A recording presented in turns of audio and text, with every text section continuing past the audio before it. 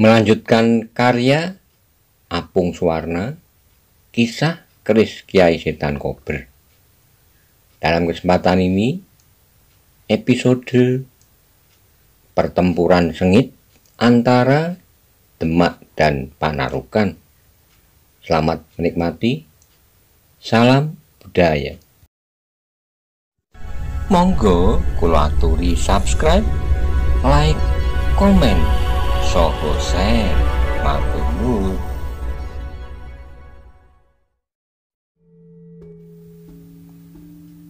Kalau nanti aku tidak mampu melawan Senopati pengapit pasukan Panarukan, kau ambil alih lawanku, lawan dia bersama 6 atau 7 orang prajurit, kata Tumenggung Gagak Anabrang. Baik itu Tumenggung, kata Panji Kertopati. Tidak jauh dari tempat itu, di induk pasukan, Tumenggung Suronoto manggil seorang perwira Wirotamtomo, Ronggo Pidekso. Ki Ronggo, kau tetap berada di induk pasukan bersamaku selama aku masih berada di samping Kanjeng Sultan. Kau yang mengawasi gerakan pasukan induk lawan. Kalau kau lihat Senopati Agung pasukan Panarukan sudah turun ke pertempuran, segera kau beritahu aku, kata Tumenggung Suronoto. Baik itu Tumenggung, kata Ronggo Pidekso. Jangan lupa nanti prajurit Wirotamtomo berada di belakang prajurit Wirobrojo dan Wiroradyo. Baik itu Tumenggung, kata Ronggo Pidekso. Setelah itu Ki Ronggo berjalan menuju ke depan, memberikan pengarahan kepada para lurah Wirotamtomo. Lalu dipilihnya beberapa lurah prajurit dan beberapa prajurit lainnya untuk dipersiapkan menahan serangan Senopati Agung Panarukan. Kanjeng Sultan mengedarkan pandangannya, dan ketika semua prajurit sudah terlihat siap, maka Tumenggung Gajah Birowo diperintahkan untuk menabuh bendi yang pertama kali. Tak lama kemudian seorang prajurit telah menabuh sebuah bendi, lalu disusul dengan meluncurnya sebuah panah sendaren ke udara, dan terdengarlah gaung suara panah sendaren yang dapat didengar oleh seluruh pasukan Demak. Tak lama kemudian berdatanganlah para Tumenggung menghadap dan siap menerima perintah dari Senopati Agung pasukan Demak. Para Tumenggung, kalian sudah siap? Tanya Senopati Agung Sultan Trenggono. Sendika dawuh Kanjeng Sultan, semua prajurit sudah siap untuk berangkat, kata Tumenggung Palangnegoro yang berada di depan Kanjeng Sultan. Sultan Trenggono kemudian menganggukkan kepalanya, dan terdengarlah suara bendi yang kedua disusul dengan gaung suara panah sendaren. Senopati Agung kemudian dengan tangkasnya naik ke atas punggung kuda, dan di belakangnya telah siap seorang prajurit Wirotamtomo yang membawa songsong Kasultanan Demak. Tumenggung Suropati sebagai Senopati pengapit segera menuju ke sabit kiri, sedangkan Tumenggung Gagak Anabrang yang juga menjadi Senopati pengapit segera menuju ke sabit kanan. Kemudian diikuti oleh para Tumenggung lainnya yang berpencar kembali menuju ke kesatuannya. Ketika kemudian terdengar suara bendi yang ketiga kalinya dan terdengar pula suara gaung panah sendaren, maka mulailah pasukan Demak segelar sepapan bergerak ke timur untuk menghukum Panarukan. Berderaplah langkah prajurit Wirorastro yang bersenjatakan panah dan sebagian lagi membawa perisai.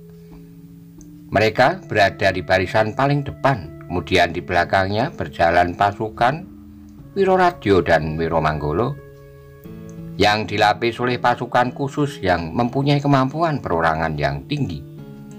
Pasukan Wiroyudo yang dibagi menjadi 2 kelompok besar, pasukan penggempur kesatuan Wiropati dan pasukan Noropati.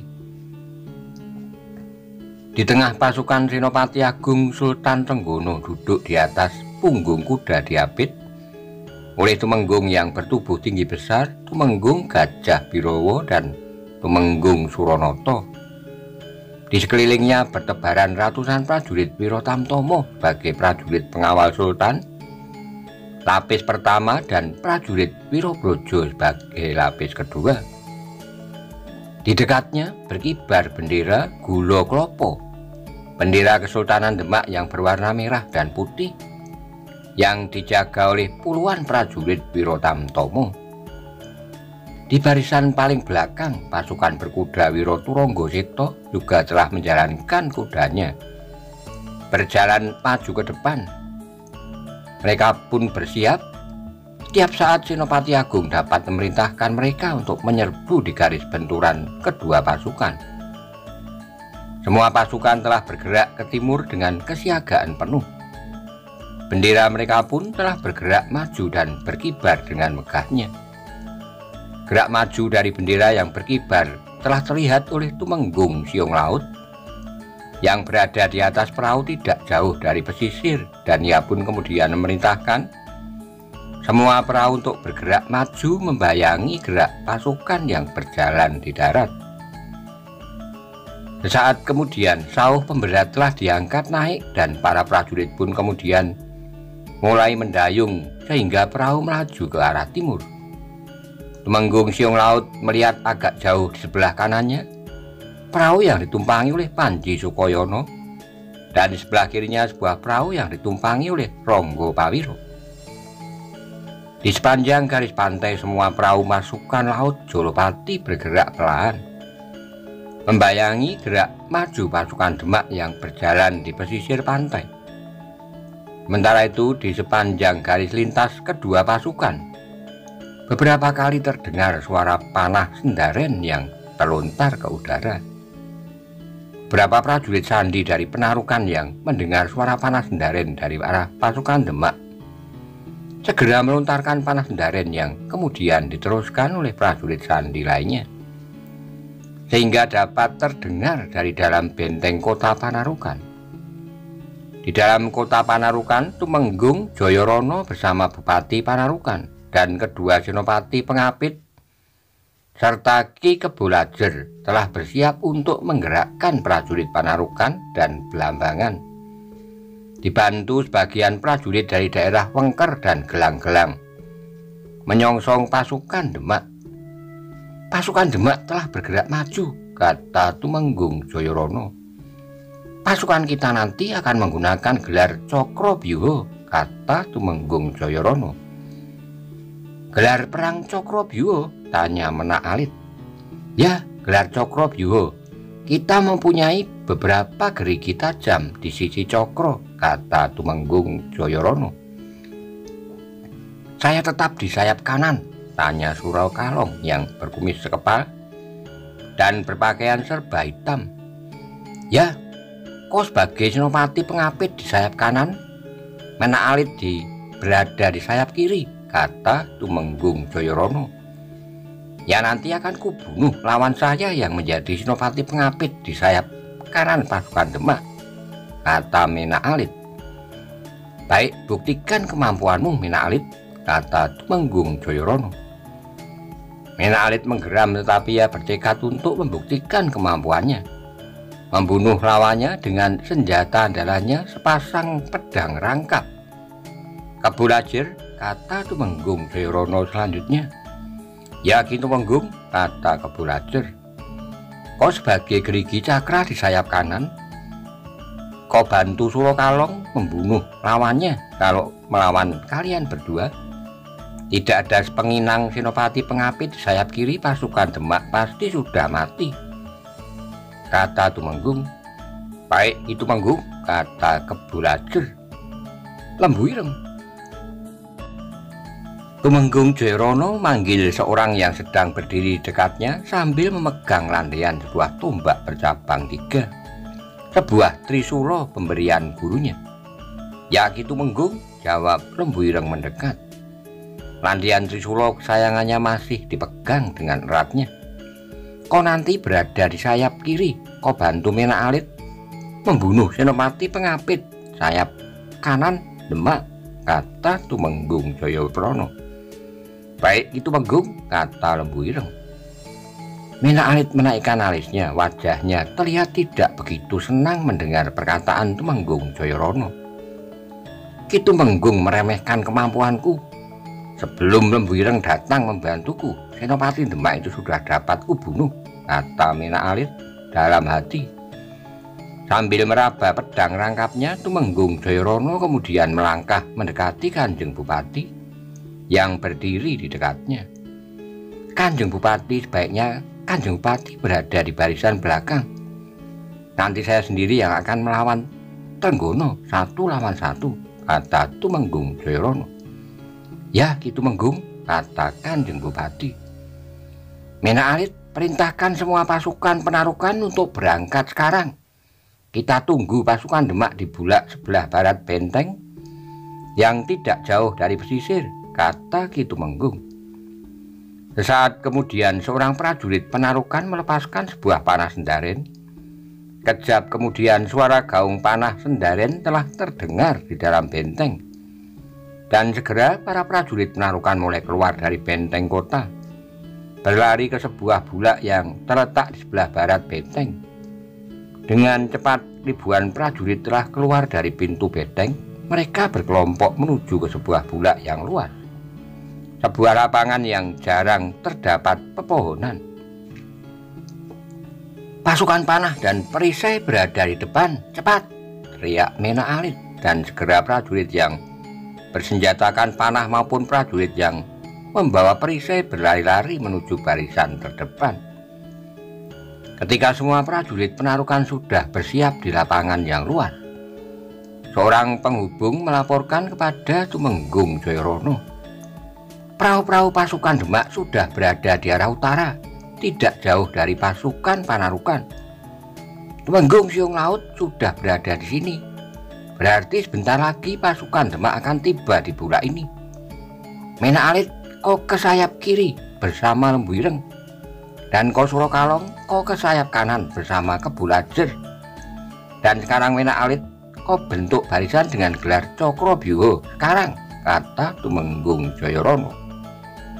Dengan cepat mereka pun berpencar. Menak Alit maju ke barisan paling depan dengan bawa sebuah bendera. Setelah sampai di depan pasukan Panarukan, maka diputarnya bendera itu ke kiri 2 kali dan ke kanan 2 kali yang merupakan isyarat pembentukan gelar Cakrobyuha. Sesaat kemudian beberapa kelompok prajurit bergerak untuk membentuk gelar perang Cakrobyuha, sebuah gelar perang yang mempunyai beberapa gerigi tajam di sisinya. Berapa saat kemudian pasukan Penarukan telah sepenuhnya berada dalam gelar yang kuat, Cakrobyuha, dan para prajurit pun telah siap dengan senjatanya menunggu kedatangan pasukan lawan. Ribuan prajurit dari Panarukan, Belambangan, Wengker, dan Gelang-gelang telah mencabut senjatanya dan menggenggam hulu pedangnya semakin erat. Surakalong pun telah bersiap sepenuhnya menghadapi Senopati Pengapit Demak. Senjata pusakanya yang berupa sebuah tali sebesar 1000 jari kaki telah dilolos dari ikat pinggangnya, dan tak lama kemudian terdengar suara panah sendaren yang dilepaskan oleh petugas sandi Panarukan yang telah melihat gerakan pasukan Demak yang berada di depan mereka. Sebentar lagi mereka akan berbenturan di bulak ini, kata seorang prajurit sandi kepada seorang temannya. Ya, kita menyingkir dulu, mereka akan lewat di tempat ini, kata temannya yang telah melepaskan panah sendaren. Kemudian kedua prajurit sandi Panarukan itu berlari menyingkir dari tempat itu, pindah ke tempat yang lebih aman, agak jauh dari benturan kedua pasukan yang sudah saling berhadapan. Tak berapa lama pasukan Demak pun masuki sebuah tanah lapang yang luas. Kemudian pasukan itu pun bergerak menyebar melebar ke samping, memenuhi sebagian sisi bulak sebelah barat. Dari kejauhan di arah sebelah timur, para prajurit Demak telah melihat sebuah barisan memanjang. Itulah pasukan Penarukan yang memenuhi lebar seluruh tanah lapang itu. Beberapa prajurit telah mencabut senjatanya, sebuah pedang pendek. Kemudian diikuti oleh para prajurit lainnya, sedangkan prajurit yang bersenjatakan panah di tangan kirinya telah memegang sebuah busur dan tangan kanannya telah memegang sebuah anak panah. Para prajurit Wiroradjo yang bersenjatakan tombak pun telah merundukkan tombaknya, dan landaiannya pun telah digenggam semakin erat. Pasukan Demak terus bergerak melangkah ke depan. Semua prajurit dari berbagai kesatuan telah bersiap sepenuhnya bertempur melawan pasukan Penarukan di Sapit kiri. Senopati Pengapit Tumenggung Suropati didukung oleh Tumenggung Palangnegoro dari kesatuan Wirayuda terus melangkah maju. Keduanya telah menggenggam pedang pendeknya. Di induk pasukan, Tumenggung Suronoto melihat Ronggo Pideksa telah mengatur para prajurit untuk menempati posisi gelar Sapit Urang, dan ketika pasukan Penarukan semakin dekat, maka Ronggo Pideksa pun telah mencabut pedang pendeknya. Di sapit kanan Senopati Pengapit Tumenggung Gagak Anabrang yang memegang sebuah pedang pendek telah melangkah maju. Di belakangnya berjalan Tumenggung Ronopati dari kesatuan Wiroradyo yang di pinggangnya telah tergantung sebuah pedang, sedangkan di tangannya telah tergenggam sebuah tombak pendek sama seperti senjata dari prajurit Wiroradyo lainnya. Tumenggung Ronopati megang landian tombaknya semakin erat, bersiap menghadapi senjata lawan. Tapi ia percaya landian tombaknya yang terbuat dari kayu Nogosari adalah sebuah landian yang kuat. Jarak kedua pasukan semakin dekat, dan ketika jaraknya kedua telah dapat dijangkau oleh lontaran anak panah, maka pada waktu yang hampir bersamaan dari kedua pasukan telah meluncur berpuluh-puluh anak panah yang dilontarkan ke arah lawan. Kedua pasukan terus bergerak saling mendekat. Beberapa orang telah terluka terkena anak panah yang menyusup di sela-sela beberapa perisai yang terpasang di depan barisan. Bukan hanya prajurit yang di depan saja yang menerima hujan panah, tapi prajurit yang berjalan agak di belakangnya pun tak luput juga dari pasukan anak panah. Sebuah anak panah dengan kerasnya melesat ke atas, lalu dengan cepatnya menukik ke bawah, dan tanpa diduga mampu mematuk pundak yang tak terlindungi. Ketika pasukan lawan semakin dekat dan jarak kedua pasukan tinggal 10 langkah, maka mereka pun mengganti busurnya dengan pedang yang tergantung di lambungnya. Prajurit Wirowarastro kemudian mencabut pedang yang tergantung di pinggangnya dan telah bersiap menghadapi serangan lawan. Saat kemudian ujung kedua pasukan pun telah bertemu, prajurit Panarukan telah mulai bertempur melawan pasukan Demak yang berada di barisan paling depan. Prajurit Wirowarastro, Wiroradyo, dan Wiromanggolo. Peperangan antara pasukan Demak melawan pasukan Panarukan berlangsung sengit. Beberapa orang telah menjadi korban sabetan pedang atau tusukan tombak pada benturan pertama. Ratusan prajurit Penarukan telah berhasil menyusup maju ke tengah melewati penjagaan prajurit Wiromanggolo, Wirowarastro maupun Wiroradyo. Tapi prajurit Penarukan telah terbentur oleh ketangguhan prajurit Wiropati dan prajurit Noropati yang berada agak ke dalam. Beberapa saat setelah benturan pertama, korban yang jatuh semakin banyak. Suara benturan senjata diselingi teriak kemenangan bercampur dengan keluh kesakitan dari para prajurit yang terluka terdengar di mana-mana. Semakin lama para prajurit Demak semakin mendesak mundur pasukan Panarukan. Jumlah prajurit Demak yang lebih banyak menyebabkan seorang prajurit Panarukan kadang-kadang harus berhadapan dengan 2 orang lawan. Di sayap kiri pasukan Pasuruan, Mena Alit yang sudah menggenggam pedang rangkap melompat ke depan mencari Senopati Pengapit lawan. Dan yang dilihatnya adalah seorang yang sedang berdiri menunggunya dengan sebuah pedang pendek di tangannya. "Aku Mena Alit, kau yang menjadi Senopati Pengapit pasukan Demak?" tanya Mena Alit. "Ya, aku Gagak Anabrang. Akulah Senopati Pengapit pasukan Demak, Mena Alit," kata Tumenggung Gagak Anabrang. "Bagus, Gagak Anabrang, hari ini hanya namamu saja yang bisa pulang ke Demak," kata Mena Alit. Tumenggung Gagak Anabrang tidak menjawab, tetapi ia bersiap sepenuhnya menghadapi permainan pedang rangkap dari Mena Alit. Saat kemudian Mena Alit dengan cepat telah melompat maju, pedang rangkapnya berkelebat mengancam leher lawannya, tetapi yang diserang adalah Tumenggung Gagak Anabrang Salah seorang tumenggung agul-agul Kasultanan Demak. Tumenggung Gagak Nabrang melangkah mundur, tetapi saat kemudian pedangnya dengan cepat menusuk perut lawannya. Minak Alit menggeser tubuhnya ke samping sehingga pedang Tumenggung Gagak Nabrang tidak mampu menyentuhnya. Dan beberapa saat kemudian keduanya telah terlibat dalam sebuah pertarungan yang sengit, 1 lawan 1. Di induk pasukan Demak, Ronggo Pidekso memimpin prajuritnya mendesak maju ke depan.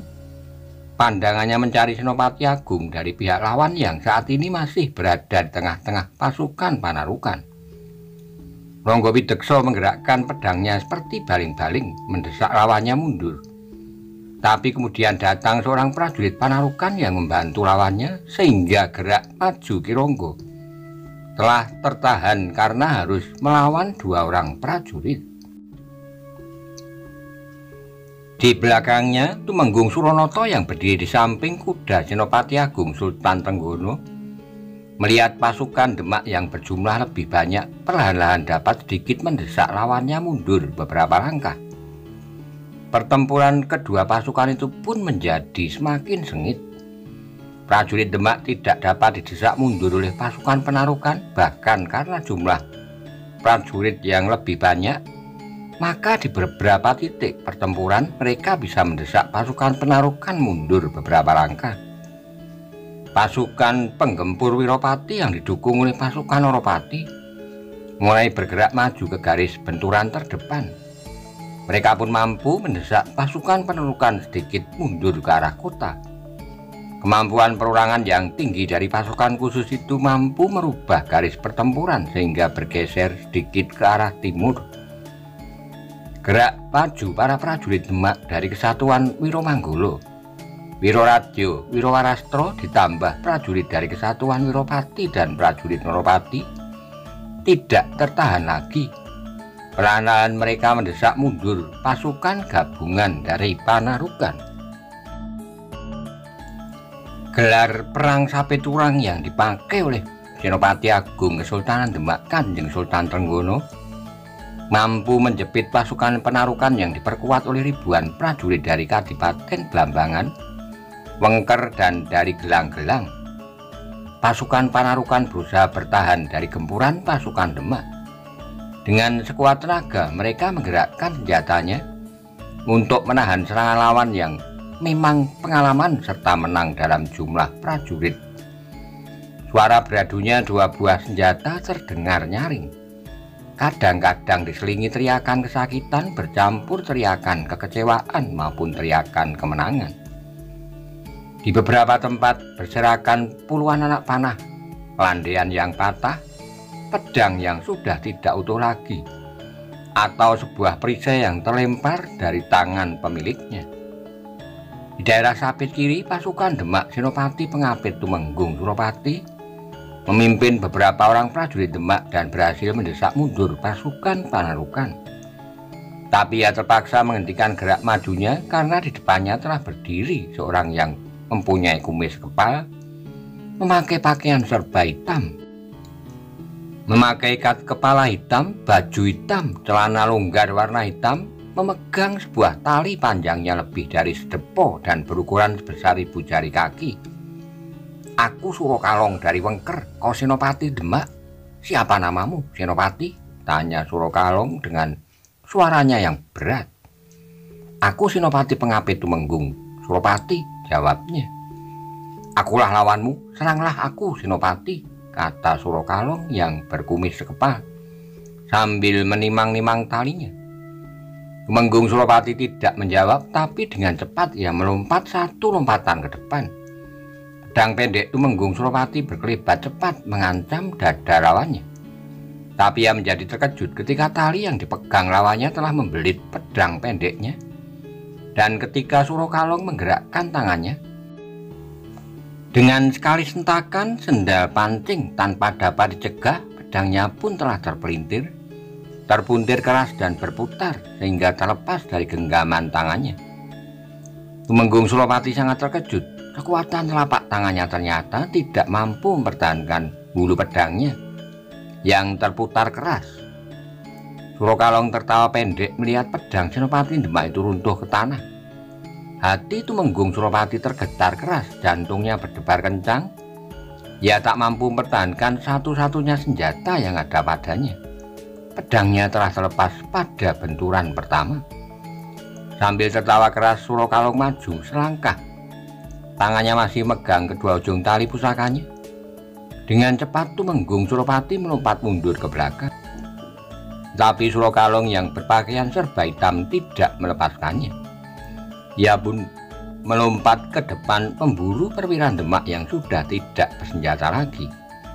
Tapi langkahnya terhenti ketika di depannya 4 buah tombak prajurit dari Kesatuan Wiroradyo merunduk mengancam dadanya. Tumenggung Suropati segera melangkah mundur sehingga ia pun telah berada di dalam lindungan para prajurit Demak. "Pakai tombak ini, Ki Tumenggung," kata seorang prajurit dari pasukan Wiroradyo sambil memberikan sebatang tombak kepada Tumenggung Suropati. "Terima kasih," kata Tumenggung Suropati yang segera menyambut tombak yang diberikan itu. Lalu landian tombak itu pun digenggamnya dengan kedua belah tangannya. Sedangkan prajurit itu segera mencabut senjatanya yang lain, sebuah pedang pendek yang tergantung di lambungnya. Dengan bersenjatakan sebuah tombak, Tumenggung Suropati kembali melangkah maju ke depan untuk menghadapi Surokalong dan dengan cepat dijulurkannya landian tombaknya menyerang dada. Disambut Surokalong dengan sabetan talinya.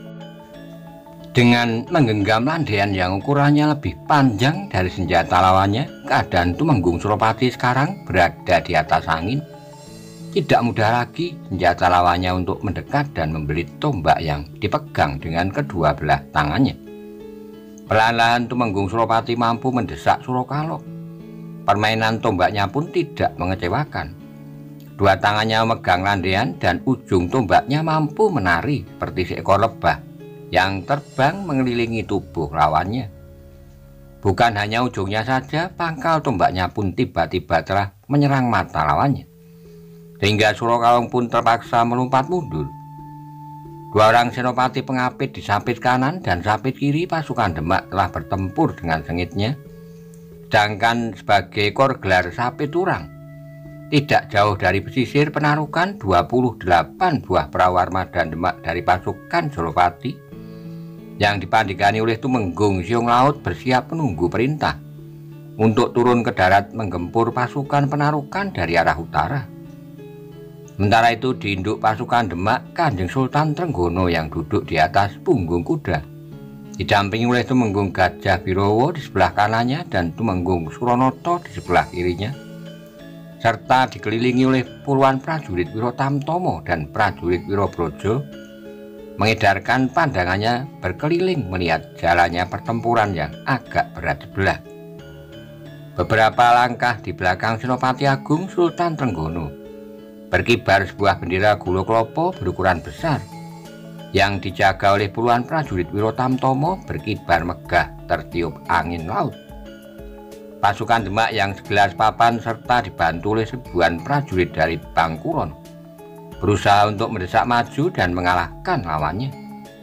Pasukan gabungan dari beberapa daerah di Bangwetan, meskipun di beberapa titik pertempuran pasukan Demak mampu mendesak pasukan Penarukan mundur beberapa langkah, tapi mereka belum mampu memecah ataupun menghancurkan gelar Cokrobyuho.